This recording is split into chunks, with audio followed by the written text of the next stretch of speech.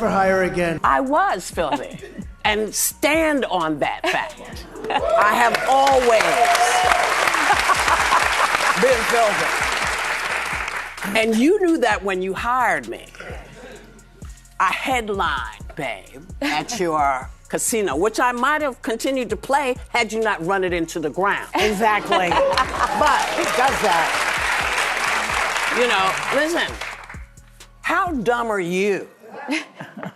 You hired me 4 times. I've not been a fan of this man's.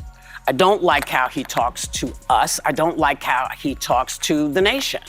So I have not really had much to say until he started running for president. Then I could say everything I needed to say. My face said everything else. Live on The View? Whoopi's smile froze into a dare. Her hand slicing the air like punctuation. Her voice firm. Was it just a talk show moment or the mask of power slipping on live TV? Every detail ahead is drawn from real footage, public words, and documented facts. With that on the record, Whoopi takes us straight into the truths behind the secrets. Don't change the channel. We'll be right back. Because it's one of the words that you know who used when he was talking about me in particular, but he was talking about us at his rallies. How dumb are you? You hired me 4 times. You can go to William Morris and get the things, because I know you all are going to be looking for it. So talk to William Morris. You hired me 4 times, and you didn't know what you were getting? How dumb are you? On The View, Whoopi's tone landed like cross-examination, her timing sharper than the applause. And when a career clown act gets called a joke, what answer could possibly follow? When daytime TV unmasks the act this clearly, you know more is coming. Stick around, subscribe, and catch the next reveal. A. The other one asking the question is dumber than Kamala, so she's a dummy. I watched her over the years. That is one dumb woman. So I watched that stupid View where you have these really dumb people. You know, Whoopi Goldberg said, would you participate in a movie? She made some movie on basketball. This was before I ran for politics. She said, oh, you're so great. If you ever ran for president, you'd win. Politics can do strange things to demented people. Now, I've hired Whoopi to work for me as a comedian before this stuff, and a long time ago. And I went. And, you know, I'm not particularly shy about what I hear. Her mouth was so foul. She was so filthy dirty, disgusting. Half the place left. I said I'd never hire again. On live television, Whoopi answered without shouting, just timing, poise, and that thin smile. The applause hadn't even faded when she doubled down, and what began as banter turned into a full-blown spectacle. He's just this crybaby with this complex of victimhood, right? Here he is, this billionaire, supposedly, there's this, there's that. All he does is bitch and moan and complain and whine and nag. He's a very small man. He's a very small Well, man. fortunately, I don't know how small he is, but I know he's not big enough to be president. He's clearly very focused on the show because we keep calling him out, and we're going to keep doing it. He said in that clip, every president provides their birth certificate. No, they don't, but do you know what they do provide? They provide Medical their taxes records. and their medical records. And that is something that he lost track of. How long can a billionaire brand survive on whining and missing receipts? The panel's laughter cut deeper than any poll, peeling back the polish to what lies beneath. He's stuck by his story that all of this is going according to plan. Take a look. These countries are calling us up, kissing my ass. They are dying to make a deal. Please, please, sir, make a deal. I'll do anything. I'll do anything, sir. And then I'll see some rebel Republican, you know, some guy that wants to grandstand, say, I think that Congress should take over negotiations. Let me tell you, you don't negotiate like I negotiate. Well, you know, I don't know if they're all kissing his ass to do this, but it seems like even his top advisors cannot figure out what is going on here. What is the plan? The room laughed, but even as the echo lingered, advisors looked adrift, and what began as a boast quickly snowballed into a spectacle with no script to follow. Now, we have to do one of the things that we do really well here, and that is correct dangerous misinformation that he is spreading about FEMA, hurricane relief. Listen, if you've been impacted by either the hurricane or want to know how you can help, do not listen to anything he says because he is giving you bad information. And in that moment, Whoopi's correction came crisp, her tone steady, her hand cutting the air, and while the audience nodded, the focus shifted from theater to the urgency of real relief. That warm-up was over. The real punch landed as Whoopi peeled back the curtain on economic games, where victory for one meant losses for many. He's stuck by his story that all of this is going according to plan. Take a look. These countries are calling us up, kissing my ass. They are dying to make a deal. Please, please, sir, make a deal. I'll do anything. I'll do anything, sir. And then I'll see some rebel Republican, some guy that wants to grandstand, say, I think that Congress should take over negotiations. Let me tell you, you don't negotiate like I negotiate.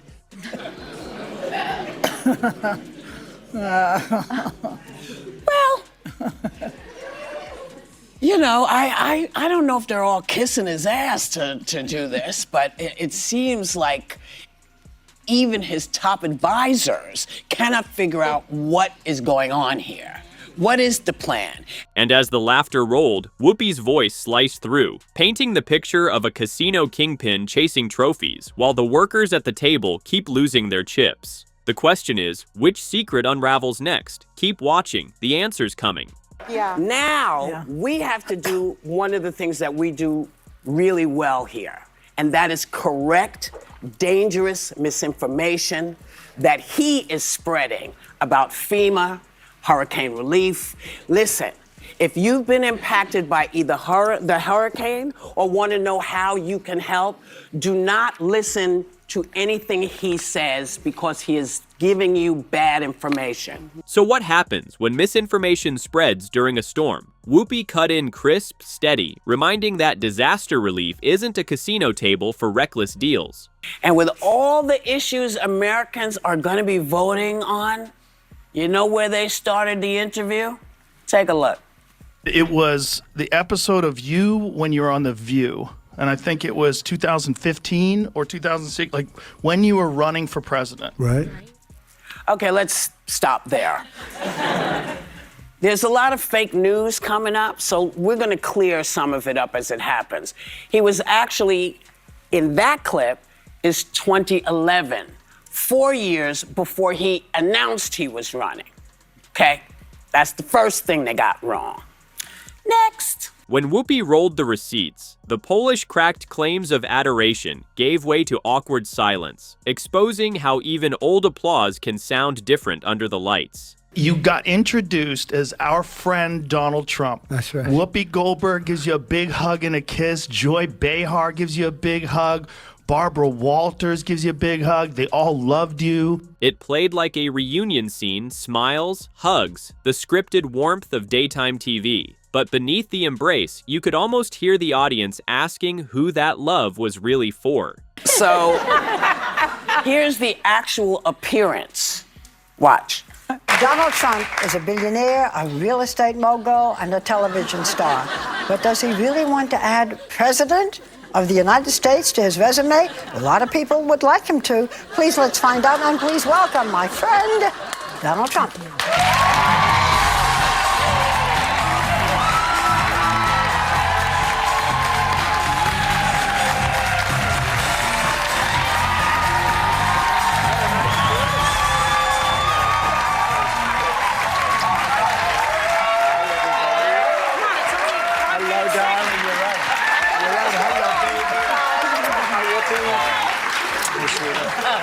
We're so happy to have you. Whenever you're on with us, we're very happy. We love it. And when the entrance finally came, it had all the trimmings, cheers, hugs, a standing ovation that felt more rehearsed than real, like a red carpet premiere masking a candid welcome. So, Barbara was her usual polite self, as she was with every guest. But did I look warm and fuzzy? Was that a warm and fuzzy welcome from her?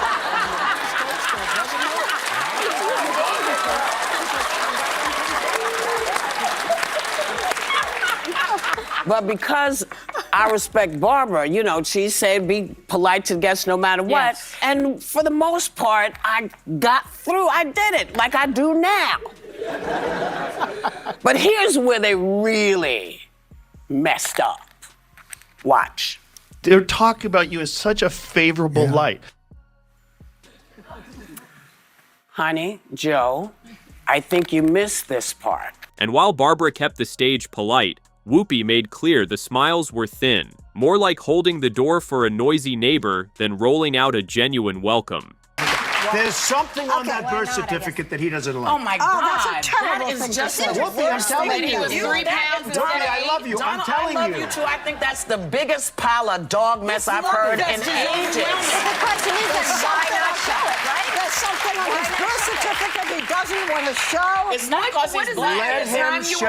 Has nothing to do with that. By the way, Because I've never heard nothing any to white do with it. president asked to be shown the birth certificate. Everybody does. When you become a president of the United States of America, Okay, listen. you know that he's let him American. show I'm his sorry, birth that's certificate. BS. So when the rules keep changing mid-game, is it really about fairness or just rigging the scoreboard?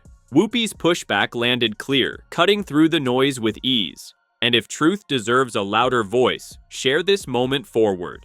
I admit I may not have spent as much time in a courtroom as you have. That's a good one. I was also recognized with a Special Achievement Award by the Department of Justice. You remember the Department of Justice, right? It's the agency that's been pursuing you for decades. I'll even give you a free View mug. Not to be confused, though, with a mugshot. Because that's your area. And Sonny wasn't done. This time, the jab carried over with mugshot humor, flipping the segment from polite debate into a punchline-packed cross-examination. Right when it felt like the segment could wrap, Whoopi went further, calling out fake memory and pointing where the next cracks might show. Here you want to make all kind of fun. People said no more. We're tired of that. That's why people are saying right there, you heard the women say, listen, what we heard at that rally should be enough to shake folks awake, because he's talking about you. All of you. All of you. He's talking about you. It's us. He's not going to, you know, say, oh, you're with a white guy, I'm going to keep you from being deported. No, he's going to deport you and put the white guy with someone else. The man is out there. Are you at all, or is the administration, the president, all concerned that this is maybe impacting the public's understanding of these tariffs? It might be messing with the message on it? No, look, these are obviously two individuals who have very different views on trade and on tariffs. Boys will be boys, and we will let their public sparring continue. And you guys should all be very grateful that we have the most transparent administration in history. Right when it seemed the roast was done, Whoopi kept pushing, reminding that beneath the laughs are real fights about truth, justice, and who gets left behind. Boys will be, these are not boys. These are grown men. So I'm not sure that boys will be boys is gonna fly, but you know, what the hell do I know? Well, first of all, in order to kiss his ass, you have to get Mike Johnson out of the way. That's number one. Number two, what is his exact plan? And while the panel laughed, Whoopi's line cut sharp, stripping away excuses, and joy piled on, turning the defense into slapstick, as if the strategy was written like bad improv. Make this statement to the great women of our country. You will be protected, and I will be your protector. Women will be happy, healthy, confident, and free. You will no longer be thinking about abortion. So all they talk about, abortion. Oh, nauseating. I just want to play one more thing. because I think we need to just continue to play this to remind people. Can you play it for me, please? The fact that I was able to terminate Roe v. Wade after 50 years of trying, they worked for 50 years. I've never seen anything like it. They worked, and I was so honored to have done it. Yeah, you're not protecting me. Right. I don't know what you talk about. She really rattled you, didn't she? Yeah. The applause hadn't even settled before the promises slipped into stage lines, empty vows echoing in a theater where half the audience had already walked out. That wasn't just commentary, it was a plea, raw and unfiltered. And from there, the conversation turned to a bigger question. Who actually holds the compass now? You know what's bothering me more than anything about all of this? That while they're fooling around, people are dying. Yes. A lot of people. People are dying. Yeah. You know, just all of this, not just what's happening in Ukraine, but what's happening around the world that we have been part of.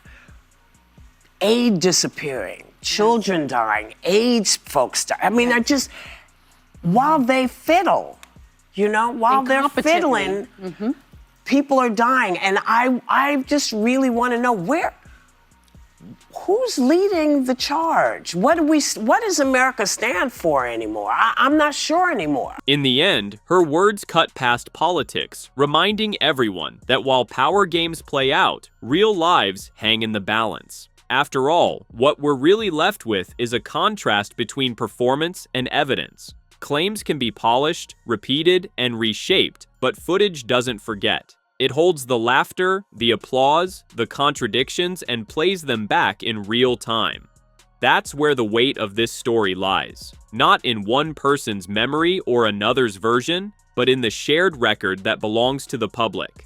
Whoopi's sharp interjections aren't just commentary, they're checkpoints against revision. And maybe that's the bigger question. In a world where spin is constant, who gets to decide what sticks, the performer or the tape that never stops rolling? This video features real public footage, media appearances, and direct quotes for the purpose of commentary and political satire. It fully complies with YouTube's community guidelines and adheres to fair use standards under US copyright law. If you're still laughing and not crying, hit like, subscribe, and drop a comment below. Let's keep the jokes sharp and the truth sharper.